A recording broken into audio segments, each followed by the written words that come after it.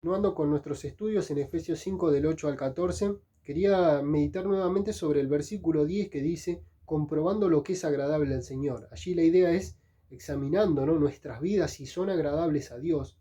Y cuando pensamos en esto decimos, ¿basado en qué? O a la luz de qué, ¿no? Obviamente sabemos que de la palabra de Dios, como dice el versículo 17, por tanto no sean insensatos, sino entendidos cuál sea la voluntad del Señor, ¿no? La NTV dice, comprueben cuál es lo que agrada a Dios, ¿no? Es decir, a la luz de la palabra, si estamos agradando, si nuestras vidas son olor fragante a Dios, son ese sacrificio que agrada, ¿no?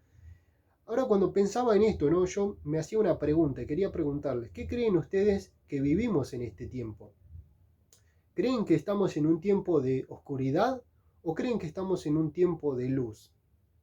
Obviamente no podemos no puedo escuchar sus opiniones, pero me encantaría así escucharlas.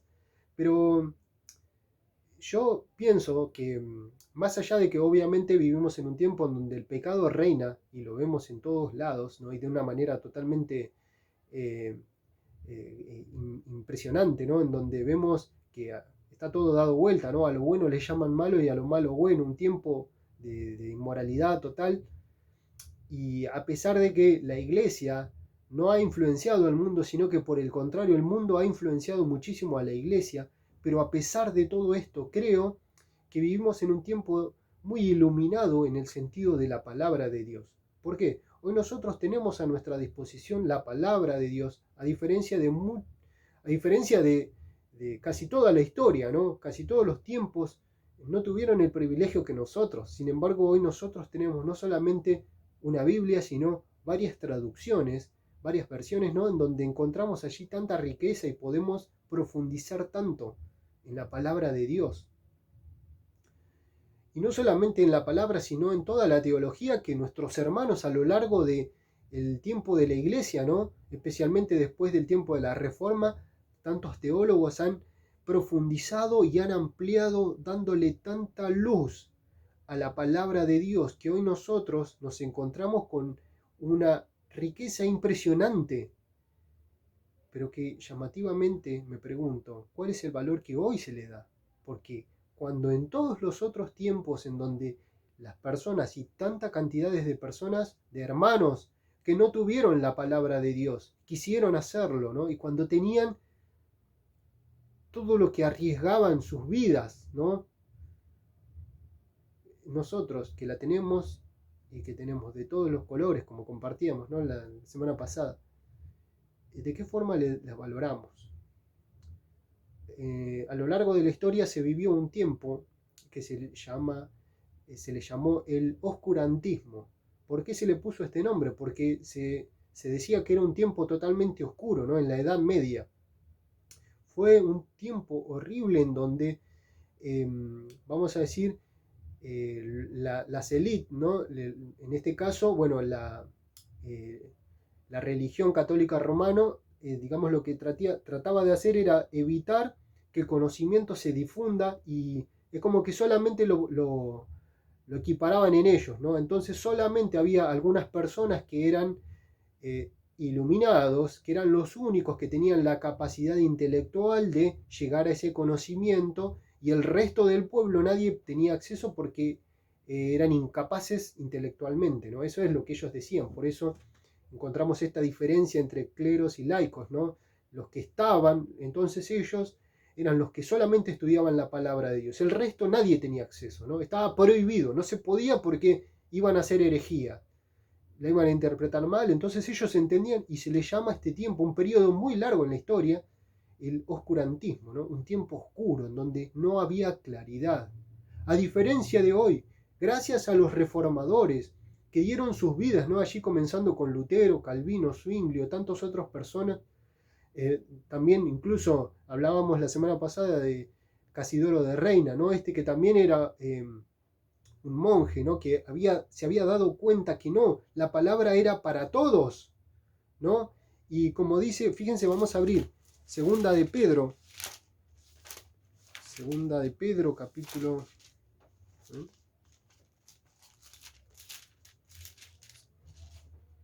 Segunda de Pedro, capítulo 1, versículo 19, dice: tenemos también la palabra profética más segura, la cual a la cual hacéis bien en estar atentos como a una antorcha que alumbra en lugar oscuro, hasta que el día esclarezca y el lucero de la mañana salga en vuestros corazones. Versículo 20 dice: entendiendo primero esto, que ninguna profecía de la Escritura es de interpretación privada, lo cual quiere decir que es para que todos, vos, yo y absolutamente todos, personas comunes, personas sin estudios incluso, puedan leer la palabra e interpretarlo y decir: Dios nos ilumina y nos aclara cómo debe ser la vida cristiana, ¿no?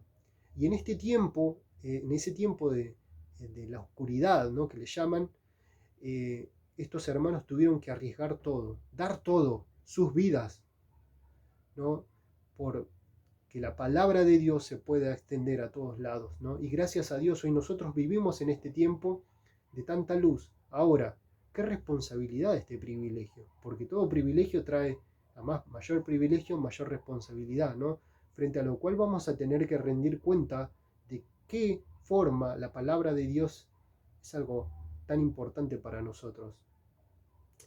Cuando pensamos en ese tiempo, ¿no?, luego del tiempo de la Reforma, surgen los puritanos, ¿no?, ese grupo de hermanos que tenían tanto celo por la palabra de Dios, que vienen, ¿no?, a partir de Calvino, ¿no?, de Juan Calvino en el tiempo de la Reforma. Ellos siguen, ¿no?, con esa doctrina y con ese amor por la palabra de Dios. Ahora ellos con la palabra de Dios, personas comunes, decididas totalmente a vivir una vida en santidad, una vida, digamos, acá en este mundo, ¿no? No esconderse, no aislarse en un monasterio, sino viviendo, siendo luz en este mundo, viviendo en santidad, agradando a Dios en todo, y la palabra de Dios siendo todo lo que determina nuestras vidas, ¿no? Este grupo, los puritanos,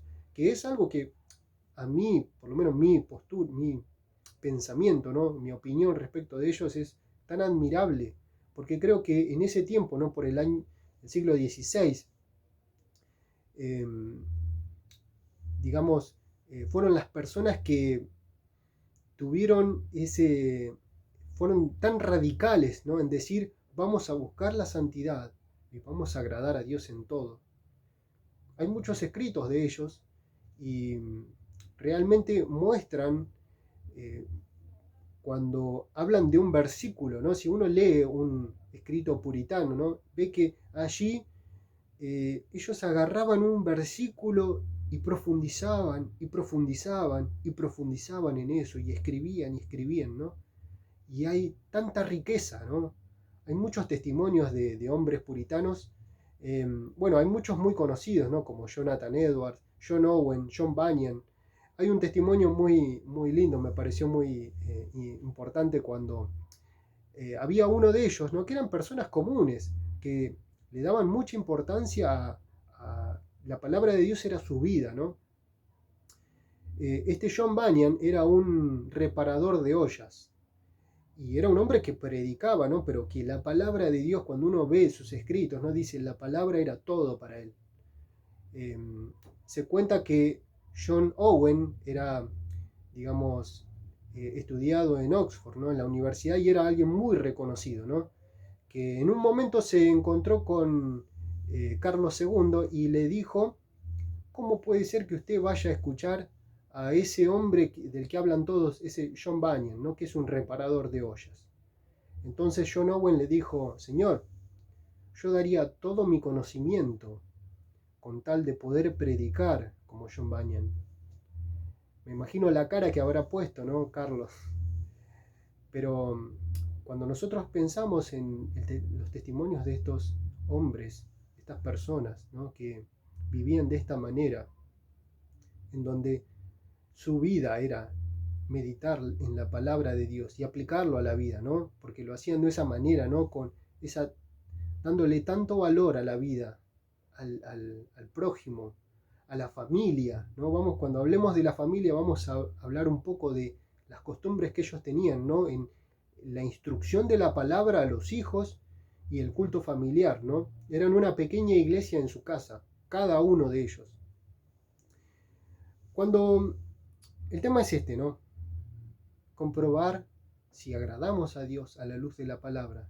El tema es, ¿cuánto conocemos la palabra? Porque hoy la tenemos, decimos, ¿no? La tenemos a disposición. ¿Cuántas horas por día pasamos meditando en la palabra? Los invito a que podamos orar. Padre, gracias por todas las bendiciones, por tu amor, tu misericordia y porque nos permitís el privilegio de vivir en este tiempo, Señor. Gracias por todo lo que los privilegios que tenemos, pero a la vez, Señor, no queremos ser irresponsables. Ayúdanos, Señor, a agradarte, a conocerte cada día más por medio de tu palabra, no simplemente leyendo libritos y devocionales, que son muy lindos, pero nada reemplaza ni nada se compara a tu palabra, Señor. Examinándola, Señor, como ese tesoro que es. A pesar de que muchas veces, Señor, nos resulta difícil de comprender, pero sabiendo que es un tesoro que queremos encontrar y descubrir, Señor. En el nombre de Cristo Jesús. Amén.